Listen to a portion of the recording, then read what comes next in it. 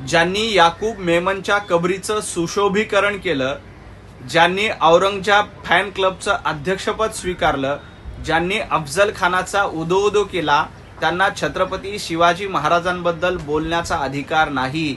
संजय राऊत, तुम्ही काँग्रेसच्या शेजारी जाऊन बसून हिंदुत्ववाद सोडून दिला. तुम्ही बाळासाहेब ठाकरेंचे विचार सोडून दिले. तुम्हाला छत्रपती शिवाजी महाराजांचं नाव घेण्याचा देखील अधिकार नाही.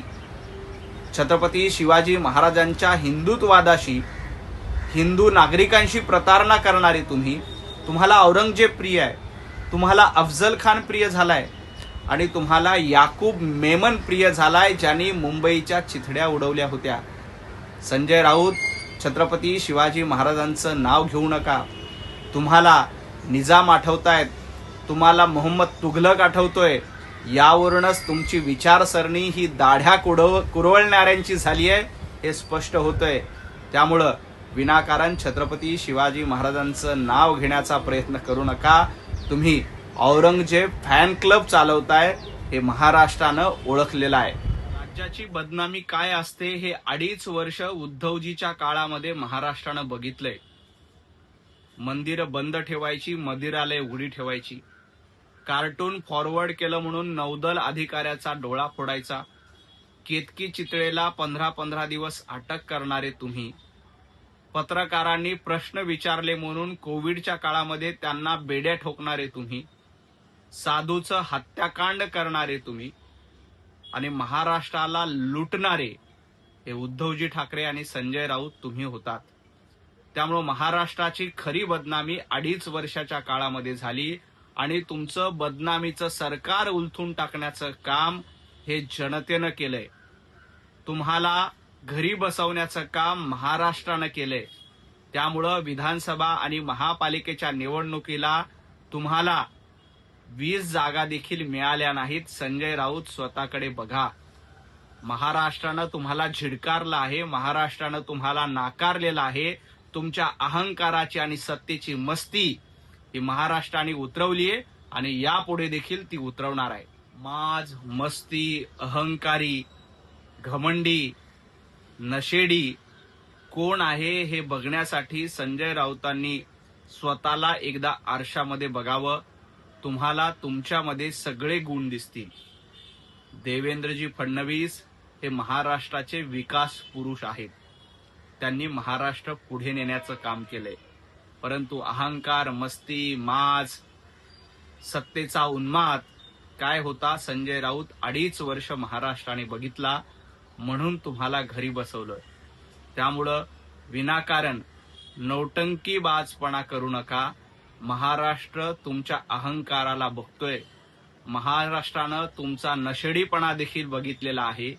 त्यामुळे रोज गांजा उडून वायफळ बडबड करण्यापेक्षा थोडंसं आत्मचिंतन करा. महाराष्ट्रानं तुम्हाला धडा शिकवलेला आहे.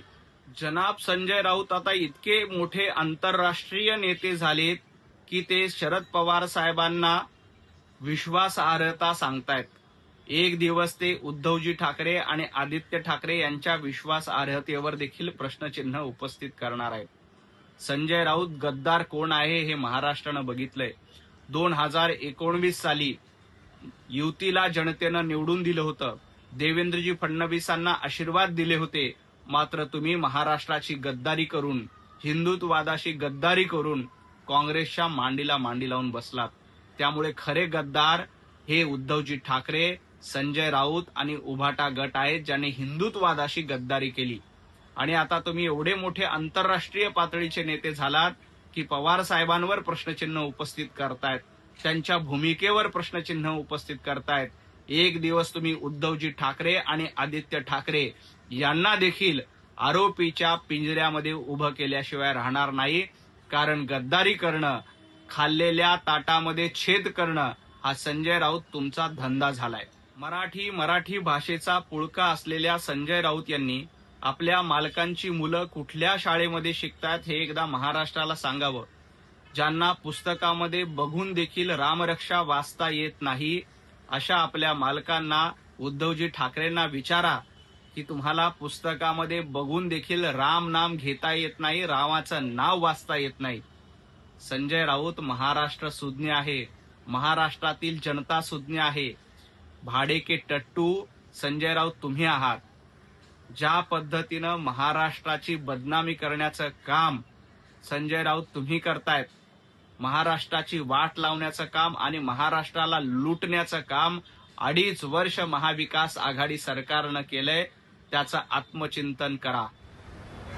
ज्यांना गल्लीत कुत्रही विचारत नाही, हा वाक्यप्रचार संजय राऊत तुमच्यासाठी होता. कारण भांडूपमध्ये अद्याप तुम्हाला तुमच्या पक्षाचा नगरसेवक निवडून आणता आला नाही. भाडे के टट्टू कोण आहे हे महाराष्ट्राने ओळखलेलं आहे. राहुल गांधींच्या भाड्यावर, राहुल गांधींच्या गुलामीवर तुम्ही स्वतःचा टिमकी वाजवताय. राहुल गांधींकडनं भाडं घेऊन तुम्ही रोज बडबड करतायत, राहुल गांधींची गुलामी करतायत. त्यामुळं हा वाक्यप्रचार तुमच्यासाठी होता. महाराष्ट्रातली जनता सुज्ञ आहे, ती देवाभाऊंच्या पाठीशी आहे.